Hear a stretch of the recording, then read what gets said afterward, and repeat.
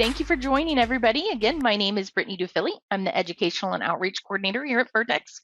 Today we have Mike DuPhily, my handsome husband, and he's going to be talking about WatchGuard's EPDR. So with that, I'm going to go ahead and let Mike take over and talk about Watch's EPDR. Mike, it's all yours. Alrighty, thanks, Brittany. Good afternoon, everyone. Thanks for joining. I wanted to take a little bit of time to talk a little bit about WatchGuard's EPDR product, share a little bit about what it is, and kind of what we wanted to do with this presentation is go over, kind of translate some of the marketing speak that we talk about a lot when we talk about this product, and show you what that actually means is as far as the real product capabilities go, how you would actually configure these items, make sure these things are correctly set up when we're looking at the settings panels in the Cloud Console, and provide a good technical overview of the product for you overall. So I've got a few slides here just to kind of talk about the product broadly, and then I'll get into kind of a live demo of what we're actually looking at in the Cloud Console when we're interacting with EPDR. So kind of high level, 10,000-foot view, what EPDR is an antivirus solution. So when I say an antivirus solution, I mean a lot more than that. We'll talk about that here in a second, but this is a product that is going to be installed on your workstations, your servers, and it's going to be providing an anti-malware capability for you. It's a combination of two different products, or it can be split apart into two different products, what we call the EPP, the Endpoint Protection Platform, and then EDR. EPDR is a combination of both sets of capabilities.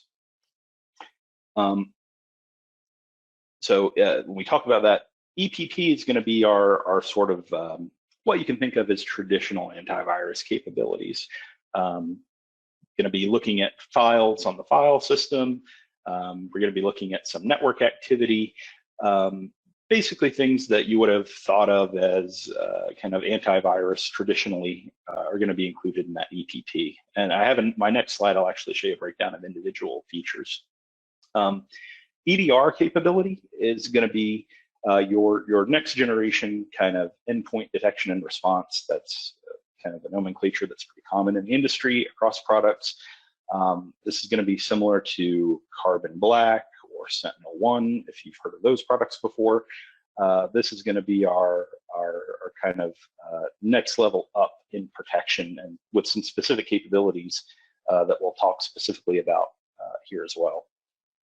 Of course, the combination of the two, the EPDR is going to be our advanced endpoint security, basically all of our capabilities rolled into a single product and available for you with just a single agent. And of course, all this is managed and monitored from the WatchGuard cloud platform. So there's no kind of on-premise server you have to maintain, nothing local. It's a fully cloud delivered and managed product. Nothing local other than, of course, the agent on the machine itself. So just kind of a breakdown of feature capabilities here. Comparison. Of course, we've got our EDR here. So everything in red, this is our EDR capabilities, so not the EPP. The EPP capabilities are going to be the ones that are missing from EPDR here. But as you can see, a lot of capabilities, and a few that we want to talk about specifically today that I want to kind of talk to you about as far as what these things actually do when we're talking about them. So the Zero Trust Application Service, we'll talk about that. We'll also talk about the Threat Hunting Service. I think these are two big product differentiators for WatchGuard in this space. We'll also talk a little bit about some of the options here for the big data analytics, what data is being collected by the agent. I think that's also an important differentiator. So we really collect a lot more information than some other products do in the background. And then also a little bit about our exploit protection, explaining what that is, because I think sometimes you say, well, it's an anti-exploit protection. We'll talk about what that really means. Additionally, here you can see as well at the bottom, as far as supported operating systems, we can have agents we can install on Windows, Mac, and Linux. In addition, with EPDR, we even have an Android agent, so we can extend some protection to even Android clients if you have managed Android devices in your environment.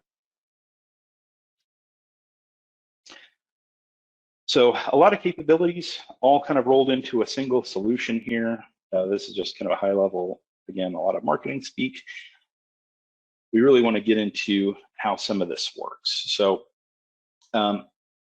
first of all, and we'll get into the actual demo here in just a second. Zero trust. When we talk about the zero trust application service, we're talking about the EDR package, so the component of EPDR that is, like I said, very similar to your Carbon Blacks and things like that. And WatchGuard's taken a different approach to this than some other vendors have. So with some vendors, you'll see where they are allowing a process to run and then they're classifying it as it's running. And they don't have a sort of default no stance in a lot of cases where we're just going to deny something from running if we don't know it's good. And that's the process that WatchGuard has taken here, and that's why they call it zero trust. With this kind of turned on and set in, we call lock mode, and I'll show you kind of what that means. But when we're configured with this agent in lock mode, what's going to happen is when any process attempts to run, no matter where it's from, it can be coming from the internet, it could be something that's already installed on the PC. When that process attempts to execute, the EPDR agent is going to look and basically check against a list of known good and bad processes. It's looking at more than just the name of the file here. Obviously, we're looking at a file hash to make sure that the contents are the same. But we're going to actually look and see, okay, is this on a list of known good processes? And this is what they call collective intelligence. This is a list that WatchGuard is maintaining in the cloud across the entire platform of executables, exe files that are known to be either good or bad. And when we got this kind of all set up correctly in lock mode, unless it's known good, it's not going to be allowed to execute if it's something, even if it's something we haven't seen before, that we know is good. If WatchGuard hasn't seen it, if it's not already on the list, we're going to stop that from executing. We'll see an alert that that's been stopped. And then what's going to happen is, for a truly unknown process, it's going to go through an automatic classification process here. So we're going to look at that deny list first. We'll look at the allow list to see if it's good. And then if we've never seen it before, it's going to enter an automated classification process where some machine learning processes in the background in the cloud are going to look at a copy of that executable that will be uploaded to WatchGuard. It'll be analyzed, and they'll determine if it's goodware, basically if it's not malicious, or if it appears malicious and we're not sure. It could be denied as malicious in the machine learning category. Maybe it's just been obfuscated and it's pretty easy to tell that it's malicious. If it's truly something unique and maybe very evasive, it can be escalated for a human classification. So human beings will take a look at this and say, okay, we think it may be malicious, but we're not 100% sure. Some real live human beings are going to take a look at that and say, okay, is this goodware or badware? And until that classification occurs, that particular executable in your environment won't be allowed to run until it's classified as goodware. Of course, as administrators, we do have the ability to override that if we need to. It does take a short amount of time generally for a process to be classified, but maybe if it looks weird and we have to get to that human classification step, you might say, oh, okay, well, I'm just going to allow this. And we'll show you how to do all that here in just a minute. So that's what we're talking about with zero trust application service. Everything's going to be classified. It's going to be either known good or known bad anytime you try to run a program, kind of period, end of sentence. It's got to be on the list. Now, another big differentiator is the threat hunting service. So these are going to be attacks that maybe, for something like ransomware or something like that, we're executing a process. That's going to be relatively easy to stop with that zero trust application service, because if it's ransomware, it's going to get classified as bad and it won't be allowed to run. If the attacker is doing something a little more sneaky, what we call a living off the land attack, or a fileless attack, where we're not actually downloading anything to the computer, we're executing scripts using something like PowerShell, utilities that are built into the system that are required for the system to function correctly, and just being abused to do something malicious. The threat hunting service is a group of real live people who work for WatchGuard, who are continuously monitoring the telemetry coming in from me as a customer and all the other customers WatchGuard has on the platform, and identifying attack patterns and writing hypotheses, basically writing a description of that attack, and then publishing that description to everyone who's a part of the EPDR platform. And this allows us to identify things like scripts running in the background. Maybe an attacker gained access to a legitimate system through a stolen credential, and now they're attempting to misuse that to run a script to steal credentials from other parts of the system or do something otherwise malicious. That's going to be identified by the threat hunting service rules and identified to you as an indicator of attack. And we'll actually show you that here as well as in demo. In cases of more sophisticated attacks, if they notice kind of a pattern of activity in your environment in a short period of time, you'll get an email with a report from real live people over at WatchGuard who say, hey, we noticed this, this, and this happening in your environment. Here's kind of what we saw going on. Here's what we recommend you do about it in cases where you might not have noticed a more malicious pattern in the background noise. So it's a really great service, a great differentiator for the product. All right.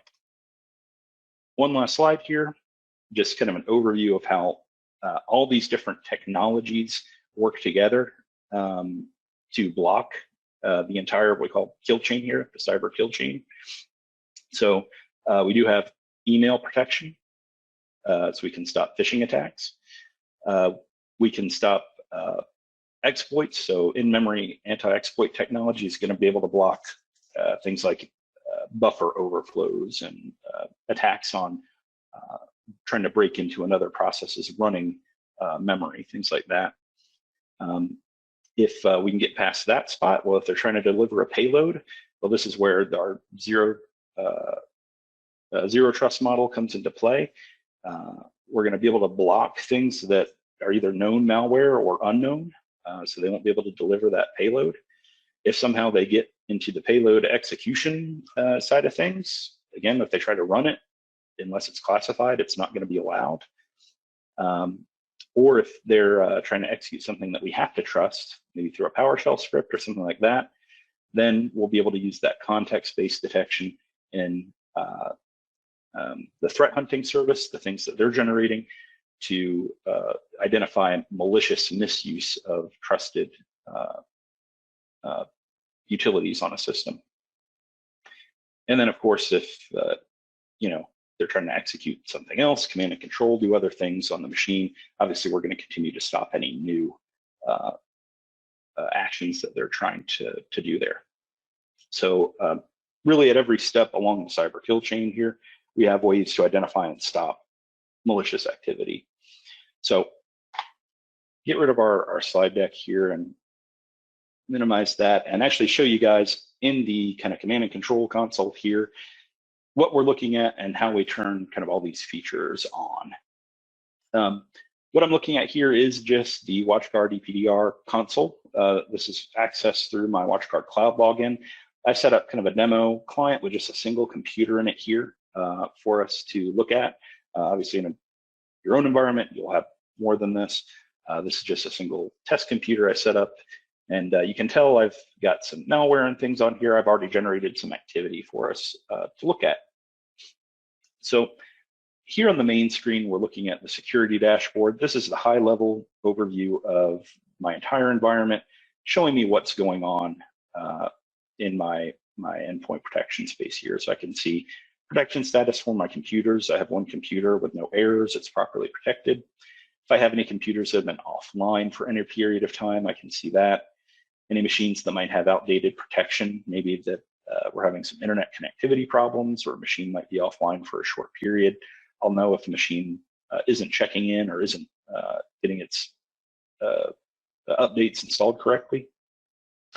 I can see if I've allowed anything to run specifically here, whether it's for whatever reason a piece of malware that I've allowed, or even more commonly, if I've got something that is still being classified that I've manually allowed to run, I can see that here.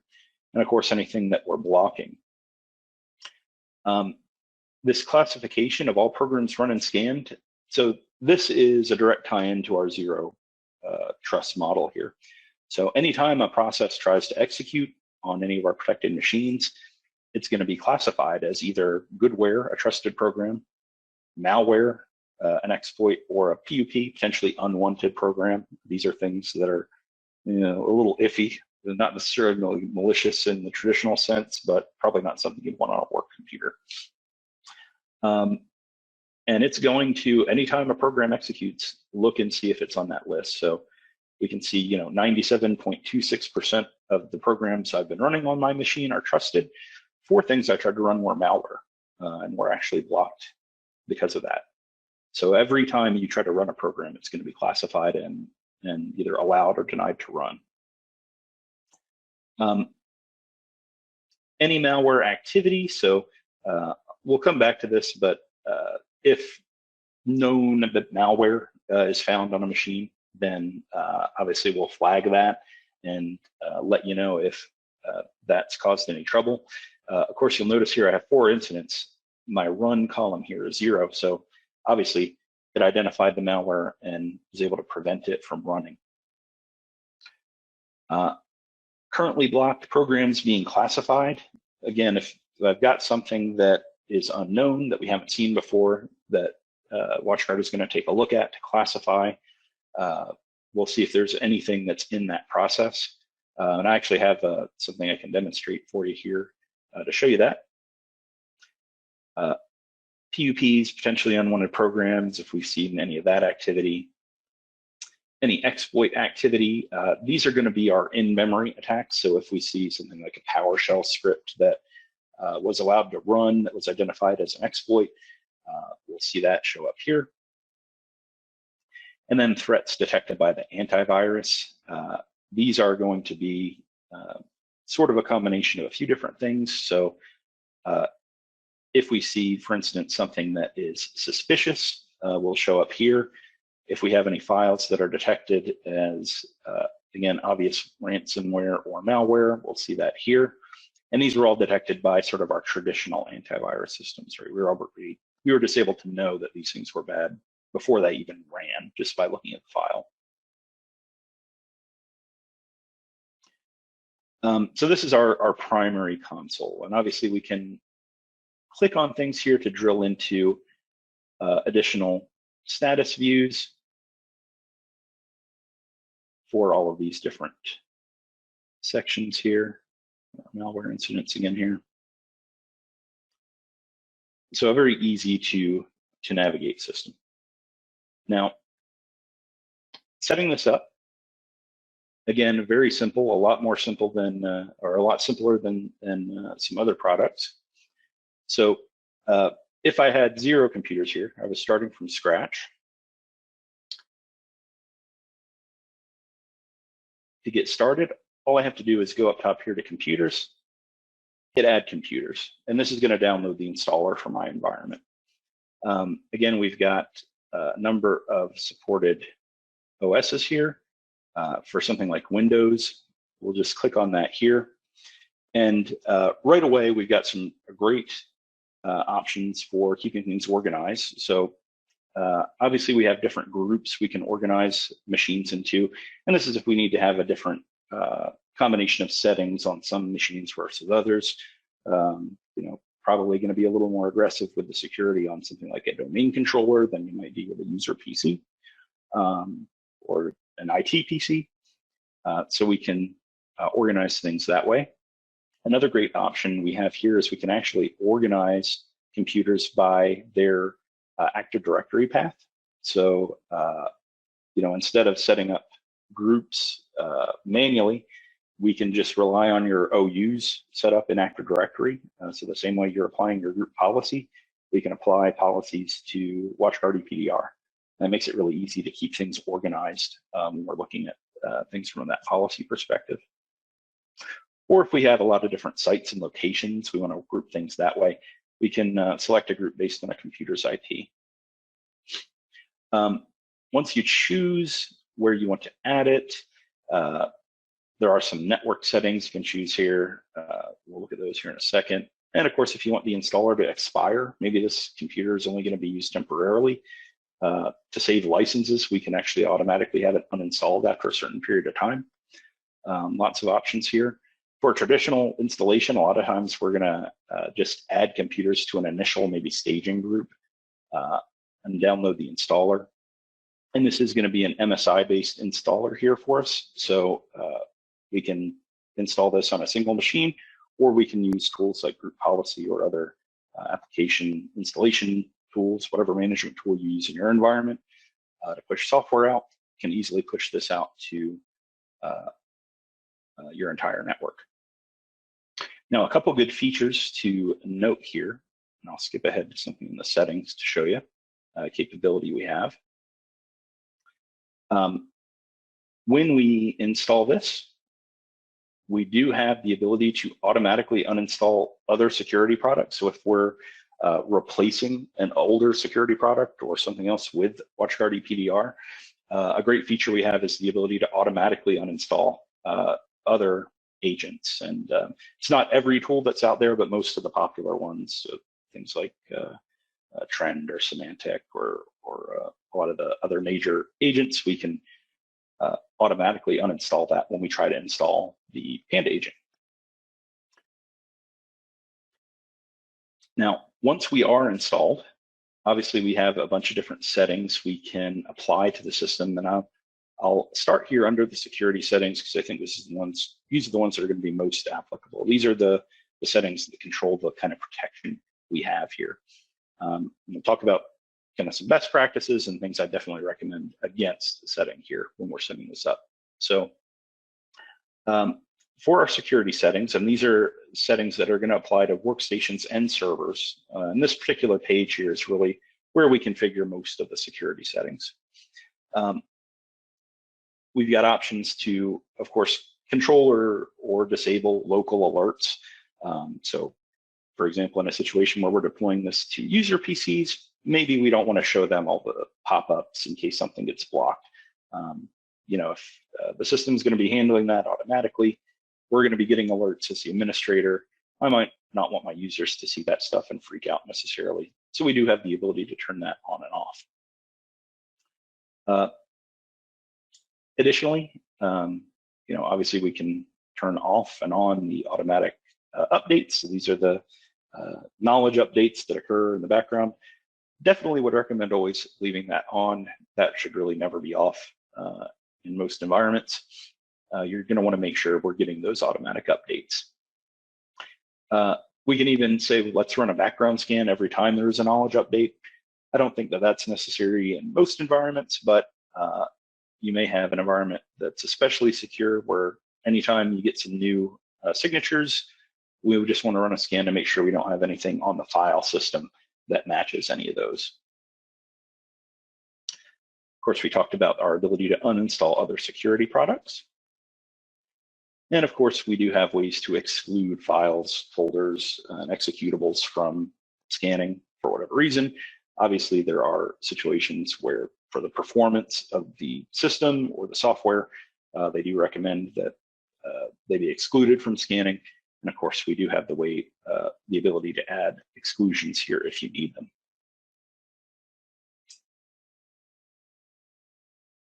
So our next section here, advanced protection. probably, I think, one of the most important sections, again, when we're setting it up. And this is our EDR capability, and we're talking about our zero trust. This is a big part of it. So the advanced protection is what's going to be blocking processes based on its membership in that goodware, badware list. So we definitely want to recommend having this on. Now, when we do turn something like this on, obviously, if we turn this on right away in an environment where we just pushed this out to everyone's computers, and suddenly we flip this on and maybe we use a bunch of apps that WatchGuard hasn't seen before, we don't want to suddenly cause a problem where people can't run their normal apps that they want to run until they get classified. So when we're setting this up, we have 3 different operating modes we can configure this zero trust protection to operate in. And you see there, audit, hardening, and lock. So audit mode, which I almost never use and really don't ever recommend using, is simply going to act as a monitor and provide the data for reporting, but it's not going to take any action on blocking an execution of a process based on that goodware or badware. It'll still identify it as goodware or badware, but that's all it's going to do. It's not going to actually block anything or take any other action. You would use this in an environment where maybe you just want to generate some data about maybe how many applications you might have that are going to be identified as unknown to get an idea of timing for when you want to engage the process. Usually, when we're setting this up, we'll actually start here in hardening mode. And you can see here what this is going to do. So obviously, anything that is known to be bad, we're going to stop from executing and remove. So anything malicious or potentially malicious will be stopped and removed. If it's an unknown program coming from the internet or somewhere outside the local computer's hard drive, any sort of external application, we're going to block that and make a classification. So it would act kind of like it would in its lock mode, where anything external to the PC is going to be blocked and classified if it's unknown. But applications that were installed locally that are running from that local computer's hard drive, those are not going to be blocked, even if they are unknown. And this is a mode that we can stay in for a brief period of time during an initial deployment, where we'll learn any new or unknown applications that exist on your network that WatchGuard hasn't seen before. Again, this list they maintain is global. It's across the entire platform. So there's a pretty good chance that WatchGuard probably has seen the process before, but if it is something unusual, maybe something that's unique to a particular industry or something like that, maybe it's something they haven't seen. This is just going to allow those processes to run if they're already installed in your environment so that they can be classified, so that when we switch into lock mode, we don't have a large number of processes that need to be classified. When it is in hardening mode, if it does identify something that is installed that they haven't seen, it will allow it to run, but it will also upload it to the cloud, allow the classification process to run, and allow it to get classified as goodware. This is, again, a brief mode that we'll usually operate in for a week, maybe 2 weeks, while the system learns all the applications that are present that you use on your machine. But ultimately, our goal is to obviously get this into lock mode. Yep. Once we're in lock mode here, yep, we'll get a little pop-up just letting us know, hey, when you're in lock mode, all unknown programs will be blocked until they're classified. Hit OK here, and this is where we really want to be. This is going to be taking full advantage of that zero trust service. If it's not good, it's going to be classified. If it's bad, it's going to be blocked, and nothing else will be allowed to run. And this really provides a great level of protection, especially against threats like ransomware. A lot of times, these are going to be executables that have specifically been designed to be obfuscated, and they will almost always show up as unknown when they attempt to run. And this is going to block them 100% of the time.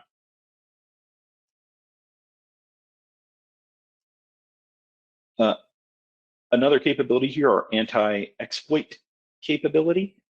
This one in particular, again, kind of not a lot of things here. It's an on and off, and we can be in audit or block mode. I always recommend leaving this on and putting it in block mode just from go. This is going to be blocking certain types of network attacks,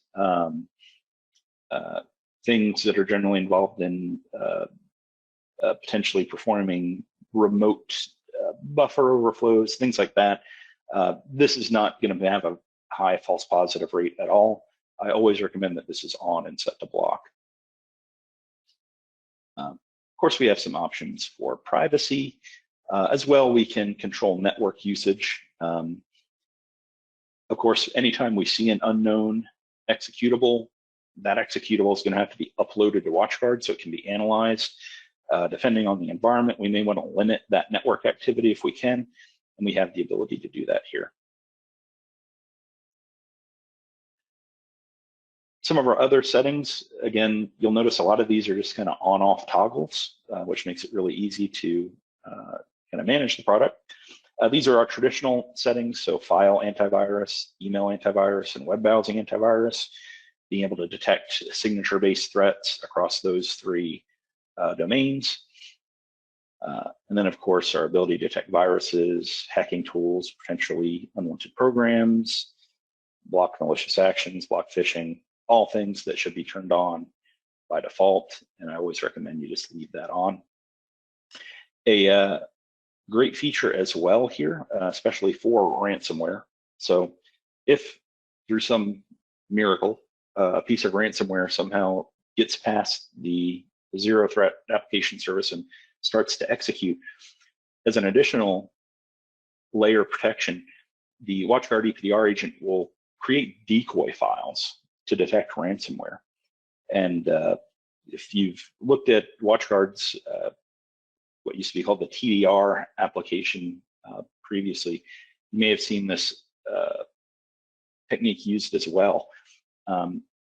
It creates a bunch of fake files in critical locations on the system and places them there in such a way that if a piece of ransomware is running on your system, it's going to come across these decoy files first. And if these decoy files are modified, or if they are an attempt is made to encrypt them, then that's going to immediately get the attention of the EPDR process, and it's going to go ahead and kill the process that's encrypting those files, and hopefully stop that attack before it even has a chance to get started. And this is just, frankly, an additional layer of protection in addition to the zero trust service, because in reality, that ransomware is really not going to get past that zero trust service unless somehow they've managed to find a hash collision for a trusted app or something really low probability from an attacker's perspective. So a great feature as well. And then some other options we have that, of course, we can scan zip files and emails. We definitely want to do that. Scanning some other places, maybe not recommended from a performance perspective, but you can enable those options as well. A couple other features that we haven't talked about, but that we do have. So we do have a built-in firewall. This is going to be in addition to, obviously, the Windows firewall, if you already have that configured on a device. And it can perform the same sorts of actions. It is location sensitive, just like the Windows firewall. So when a device is in the office, we can maybe be less restrictive. Whereas if a portable device like a laptop gets taken out of the office, we can identify when that's happened and set up some additional rules if we want. When I'm setting this up, usually I do keep it enabled, and I just enable some of the default rules here. You'll notice that under these program rules and connection rules, I've got a little slider here for enable WatchGuard rules. And these are actually just a few rules that WatchGuard has put out there as basically hey, we think pretty much everyone should have this blocked. So we're just going to give you a nice little slider here to block it.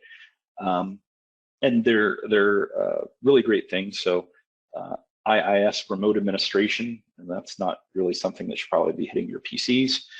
Additionally, remote desktop. So we do have a default deny rule for that here, so that if you're trying to make incoming connections to remote desktop, for 99% of your computers, really that should be blocked unless you're using that, from an administrative perspective. And of course, in that case, you can always disable it and set some different ones up. But we do have some kind of recommended rules here that we can turn on. Additionally, some of the IPS rules, our intrusion prevention capabilities, are controlled here. This is kind of configured at the default, and I always recommend leaving these here as well, because there are some important attacks that we do have the ability to block here. Specifically, this smart ARP is really useful. This prevents ARP cache poisoning attacks, which is a really common way that an attacker might try to use to get traffic as a man in the middle, or otherwise divert traffic to their attacker device inside the network. And then, of course, we can block a number of kind of malformed packets, packet floods, things like that. Another feature we have here is device control. This is going to give us the ability to control removable devices on the computer. So USB drives, something like a removable CD-ROM, even Bluetooth devices or other mobile devices. You can see we've got 6 different types here. We can control access to those. And for instance, it might be really common for removable storage. Maybe we want to block that completely. That's a common request in a lot of environments when you're dealing with PII. It's probably going to be a requirement that we block that kind of access, so we don't have to worry about that data being exfiltrated. We've got the capability to do that here from this single panel. Maybe we just want to allow read access, but not the ability to write. We can do that here. And then if we want to just allow even specific devices, we have the ability to do that. Finally, one last setting here on this page that I'd like to highlight as well, because I think it's awesome and we don't use it enough, is the web access control. This has now been updated to use the same set of web categories that we use for the firewalls. And using web access control through the EPDR agent, we have the ability to extend your web filtering capabilities all the way to a remote device, even when they're not signed into the network, even when they're not on site with your local network behind your firebox or other firewall. We can still apply that same set of web filter settings to them outside the network. Without a VPN, just using the EPDR agent, we can block the same kinds of categories we can block using your firewall. And I think that is a great feature when you have mobile devices in particular, and cases where they're not always going to be forced to connect through a VPN and send all their internet traffic back through to your environment. We can still implement our web filtering here and provide a level of protection for those systems.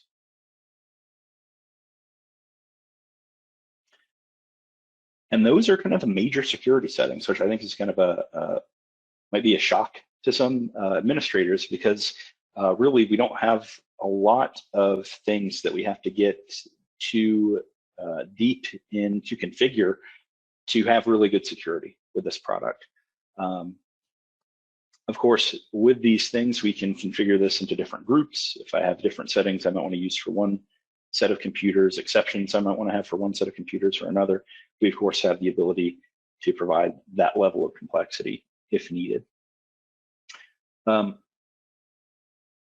few of the things I'll share here. So our indicators of attack. When I was talking earlier about the threat hunting service, this is what they do, or part of what they do. These are the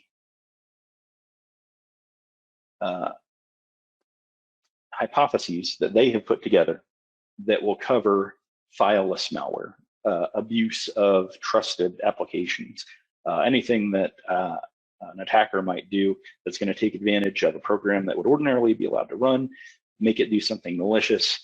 These are the rules that are going to detect that. And we do have the ability to turn them on and off.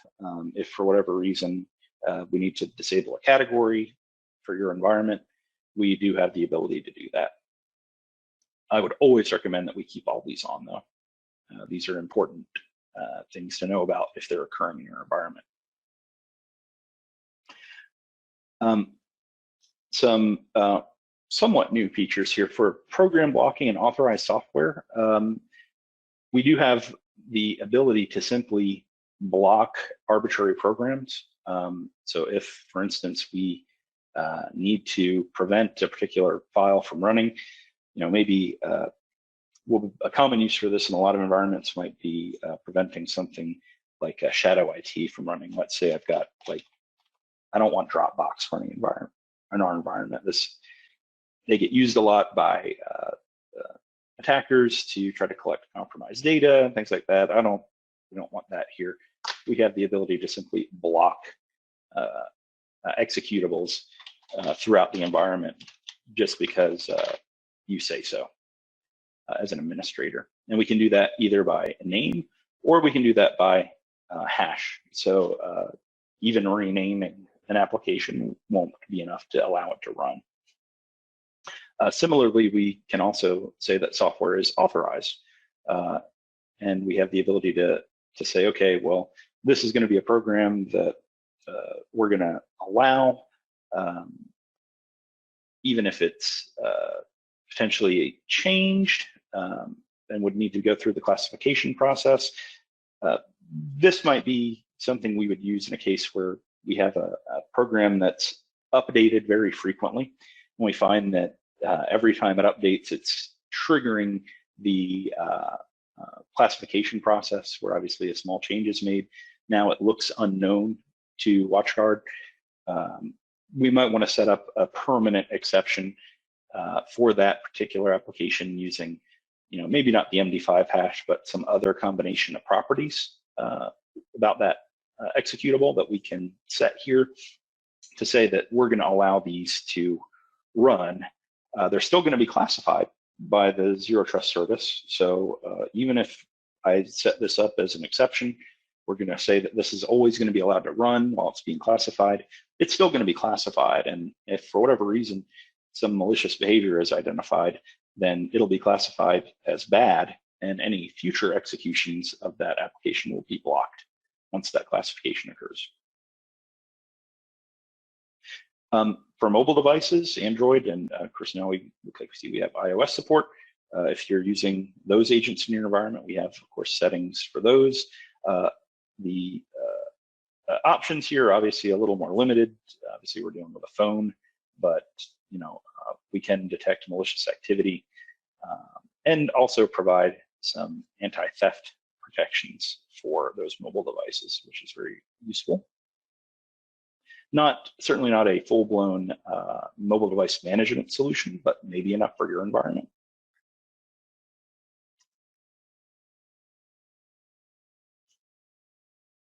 And those are our big settings. So I wanted to take a quick moment here just to everyone what it looks like when we're stopping an unknown program from running. This isn't something that's necessarily malicious, just something that WatchGuard hasn't seen before. So I've got a file I downloaded here, this suspicious.exe, just a normal program. I modified a few bytes kind of in the middle there, so it's definitely going to look different.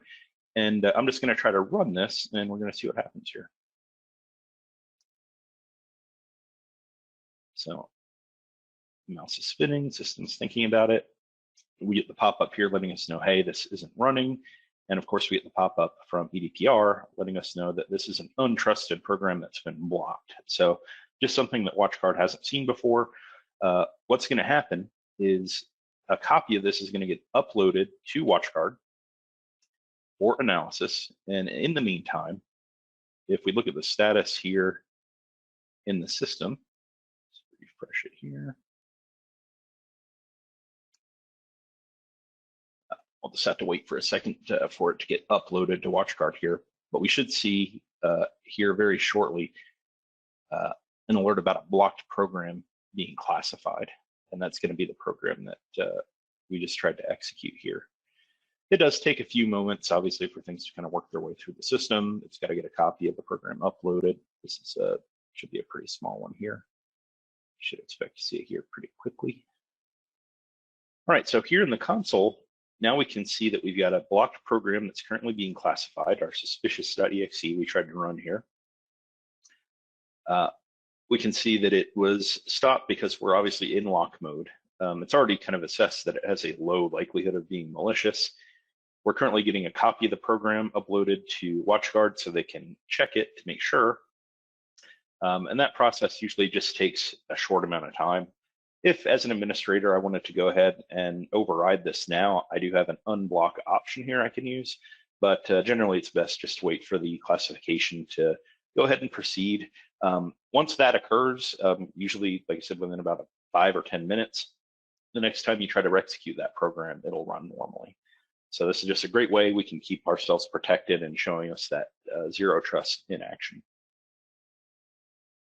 Just to show you, I did do that yesterday with one that did get identified as untrusted here.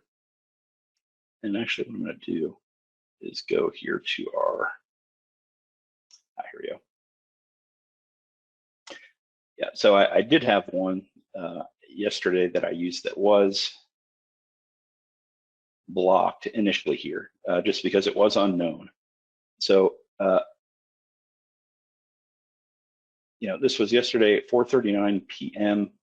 I can tell you it doesn't have that on us here, but from the time that I ran this until it was reclassified as goodware was about 2.5 minutes or so. So, that classification process usually does not take long. Obviously it does provide a bit of a speed bump potentially to running something that is new, but frankly, I think given the choice, we want to have that potential protection against something malicious running versus not. And yeah, it only took a couple of minutes for this to actually go through the machine classification process and get classified as goodware. Now, for our threat hunting service, what I can demonstrate here is actually demonstrate something malicious. So I've got a tool here that's called Atomic Red Team installed. This is a tool we can use to simulate various kinds of attacks on a system. And this maps to something called the attack matrix, MITRE attack matrix. You might have heard it called in the past, where we can test individual specific techniques that an attacker might use to try and steal something or gain access to your computer. I've got something queued up here that is basically going to try to simulate stealing credentials from this computer. So if I'm as an attacker, I'm going to try to get access to a machine, and now I'm going to try to steal credentials. Particularly, I'm trying to dump the process memory for the LSAS process, which is the Windows security subsystem. And if you can get a memory dump of that system, you'll be able to extract usernames and password hashes from that. You can use to potentially try and decrypt a password or do what we call a pass the hash attack. So I'm just going to try to run this, and you can see what's going to happen here when I do. It's going to actually go through a few different things. It's going to try to run a few different ways of doing this. Oh, and all of a sudden you can see there, I've got some alerts saying that some threats were deleted. And you'll also notice that my PowerShell window got killed. So this is exactly what we want to have happen here. So WatchGuard saw the malicious activity. It actually, judging by the thing there, you can see that those files were deleted. So actually, before anything even executed, once those files, that malicious code tried to download, before it even got executed, the antivirus identified it and deleted it, and also identified the process that attempted it and stopped that as well. And if we go here and look at our console and look at some here called our indicators of attack, these are going to be things where WatchGuard has noted that something tried to happen via those threat hunting services. And we'll actually see information here about the different things that were attempted here. And it's a cloud service, so I'm looking at it here. It's these indicators of attack in particular can sometimes be a smidge delayed. Obviously, you can see nothing was allowed to execute, but what's happening in the background is WatchGuard's actually producing a great report here where I can see, okay, a process credential dump was attempted. They tried to steal account names and passwords. Here's some recommended actions, that you can take on this machine to harden it or see what's going on. And we can even produce some advanced attack investigation reports. An attack graph here. Let's show you those. And these are going to be technical breakdowns of what the indicator of attack was, kind of what process instantiated this, kind of how this started, and to give you a breakdown of this entire potential attack at a very kind of low level here. Now, in addition to, load here. In addition to these reports, again, as I mentioned, the threat hunting service, if they notice a pattern of activity or they see a large number of reports occurring in your environment, they will start an investigation themselves, and you might get an email from them that looks like this. This is actually one that was generated for another demonstration in the past year, and they'll actually perform an investigation for you to kind of link these IOCs together and let you know their findings to see if you've got something serious or not going on.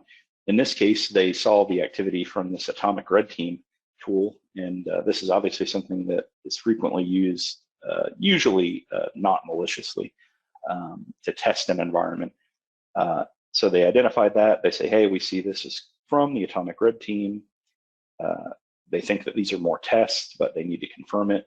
So they're proactively going to let you know that, hey, we see some activity in your environment that is suspicious.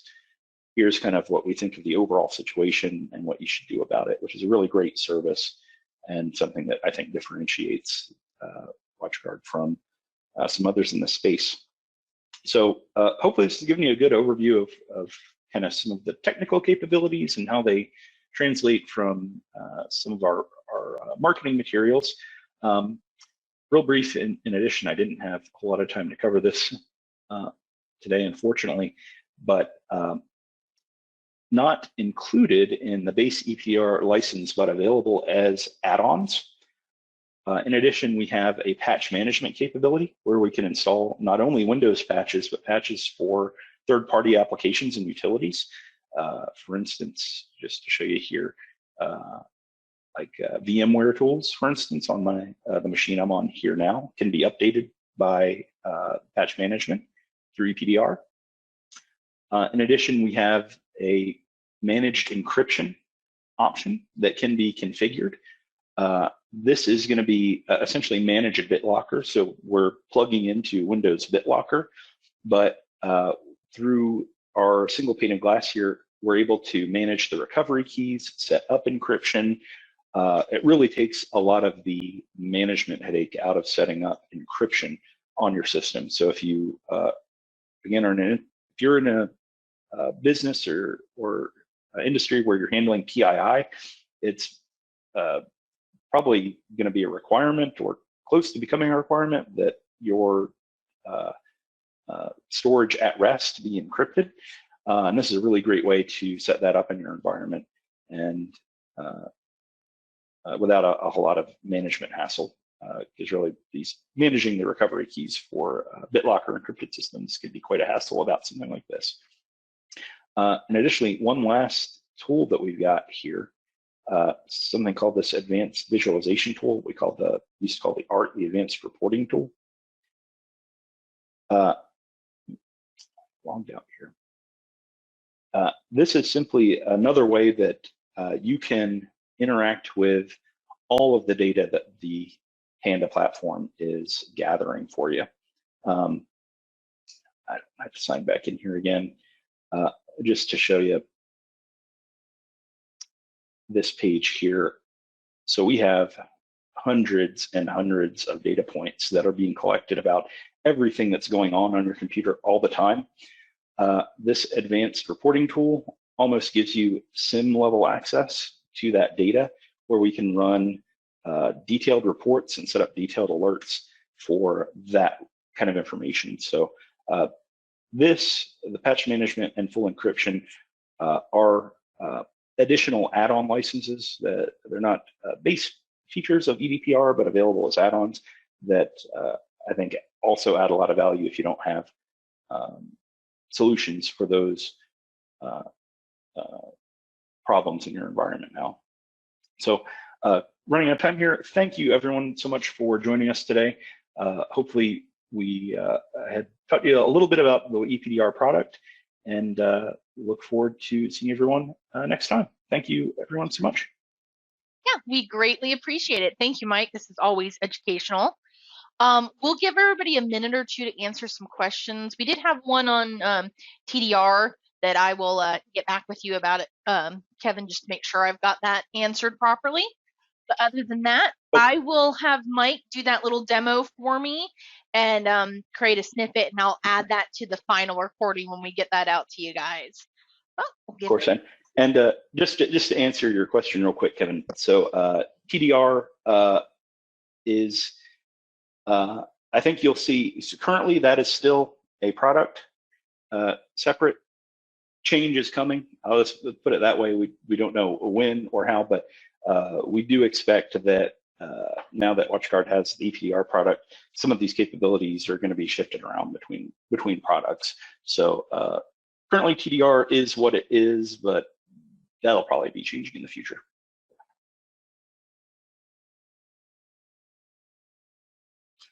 All right, thanks everyone so much. Yep. Thank you everybody, and we'll talk to you soon.